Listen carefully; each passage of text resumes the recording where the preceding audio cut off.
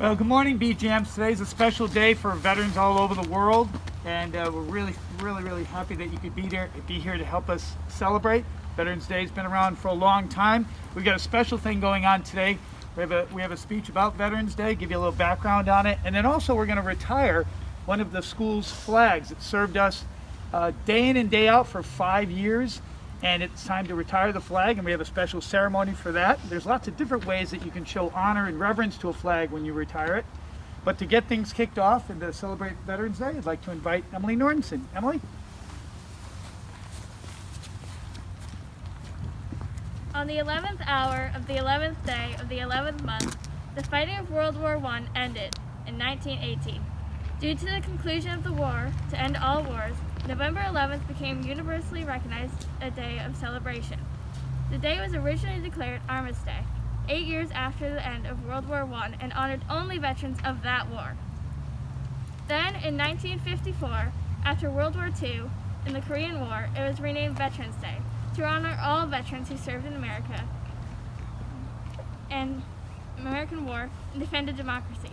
Today we honor all of our veterans who unselfishly placed their lives on the line for our freedom. Those men and women were ordinary people until they heard the call of duties and answered it. They left their families, their homes, and their lives, not for recognition or fame or even the honor we bestow upon them today. They fought to protect our country, to maintain our way of life. As we honor our veterans and remember their great deeds, let us also salute those who are currently fighting for our freedom. The war on terrorism has helped us realize how truly unique the American way of life is. The freedom we enjoy is extremely special, and that is why we must defend it. So now is the time to not only honor those who have fought or are fighting for our freedom, it is also the time for each of us to take part in protecting it. The defense of freedom is not just for those in the military. Each of us shares the duty and that responsibility. We don't have to join the Army or the Navy or any other organization of defense to actively defend our way of life. We can protect our freedom by simply maintaining it here in America. If we want to preserve our freedom, we must put them into action. For example, by voting in elections or speaking out against injustices. We must also ensure that everyone feels the benefits of freedom. And we can do that by volunteering in our communities or teaching our children what it really means to be an American. Veterans Day isn't just a day for veterans.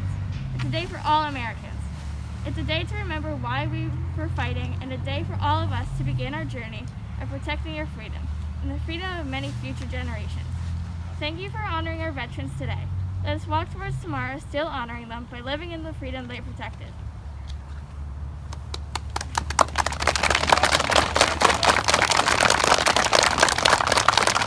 Okay, so what we're going to do now is, one of the traditions for retiring a flag is, what we do is we cut it into 4 pieces. We don't cut the canton of blue.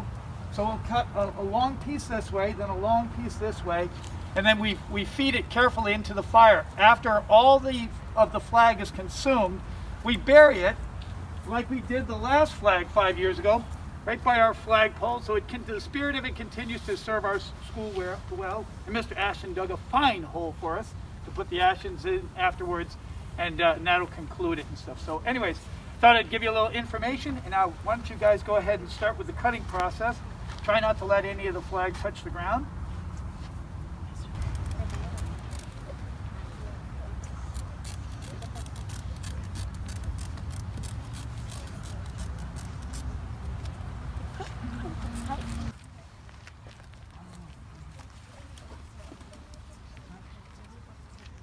Okay. The U.S. flag is more than just some bright colored cloth. It is a symbol of our nation.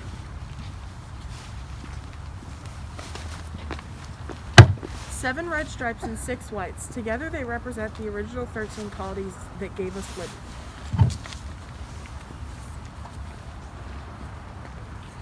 The red stripes remind us of the lifeblood of brave men and women who were ready to die for this, their country.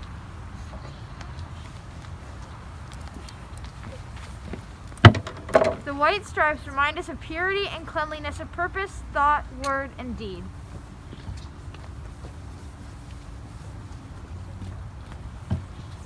The blue is for truth and justice, like the internal blue of the star-filled heavens.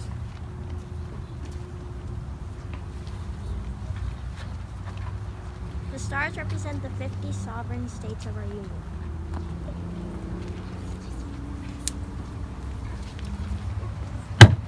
The U.S. flag should be treated with respect when it's flying and when it's retired.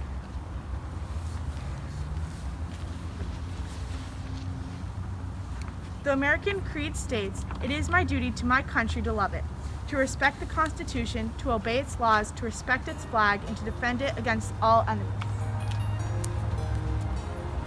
Therefore, we retire flags with dignity and respect when they become torn, worn, faded, or badly spoiled.